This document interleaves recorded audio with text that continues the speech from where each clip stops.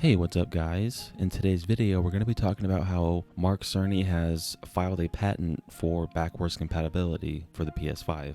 If that sounds interesting, leave a like on the video and consider subscribing if you're new. It really helps the channel grow. This is coming from PlayStation Lifestyle, and it reads, PS5 backwards compatibility for PS3, PS2, and PS1 games teased in patent. Renowned Sony engineer Mark Cerny has reportedly filed a patent that would seemingly allow the PS5 to play older games via backwards compatibility. Specifically, the patent describes a method to change the clock frequency of a console's hardware. This would allow the newer system to run an application that is meant for an older version of the system by synchronizing the processor's operations, potentially making the PS5 backwards compatible with the PS3, PS2, and the original PS1. How PS5 backwards compatibility could be improved with patent. While the patent doesn't mention PlayStation consoles by name, it's worth noting that Sony has been lacking in the classic games department compared to its competitors at Microsoft. While services like PlayStation Now and Plus do offer some older games via emulation, you're out of luck when it comes to most PlayStation 2 and PlayStation 1 games. Comparatively, Xbox head Phil Spencer has been outspoken about the importance of game preservation and emulation.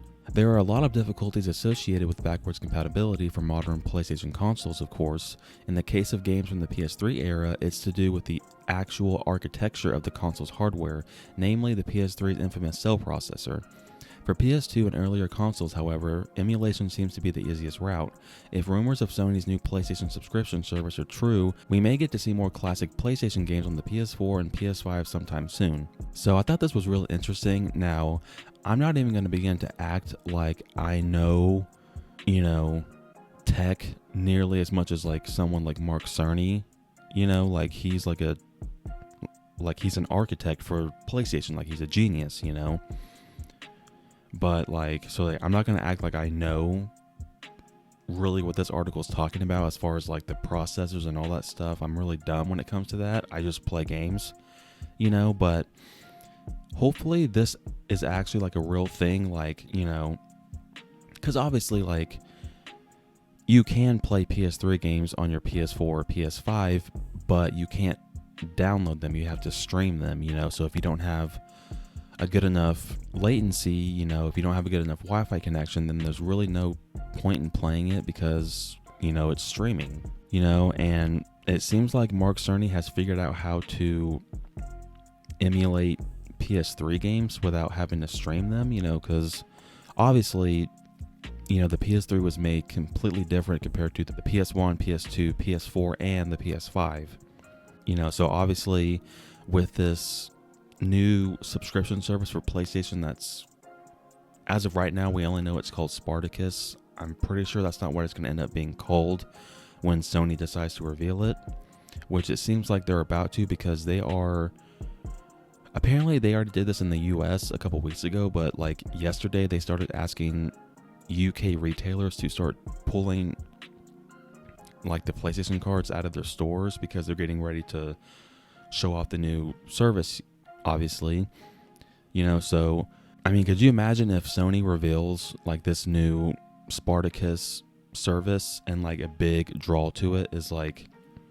you can play every single PlayStation game that's ever existed, even the PS3 games, but you can download the PS3 games, you don't have to stream them. Like that would be amazing. I still feel like it'll probably be where like you can download PS1, PS2, but I don't know. I've heard so many bad things about like the way the PS3 was built, and so I feel like we'll probably have to stream the PS3 games, which does kind of suck, but maybe Sony could offer a different route where maybe if you buy a digital copy of the PS3 game, then you can like own it, and you can download it that way. But if you don't have the game, then you can't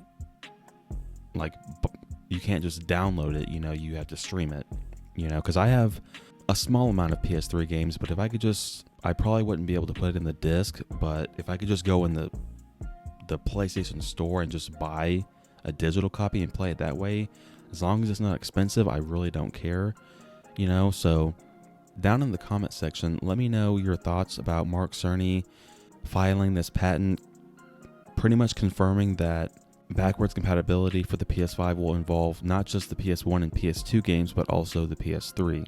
Thank you guys so much for watching. I really appreciate it. If you enjoyed this video, give it a thumbs up and consider subscribing if you're new by turning on the post notification bell so you don't miss my next upload. Until next time, guys, take care.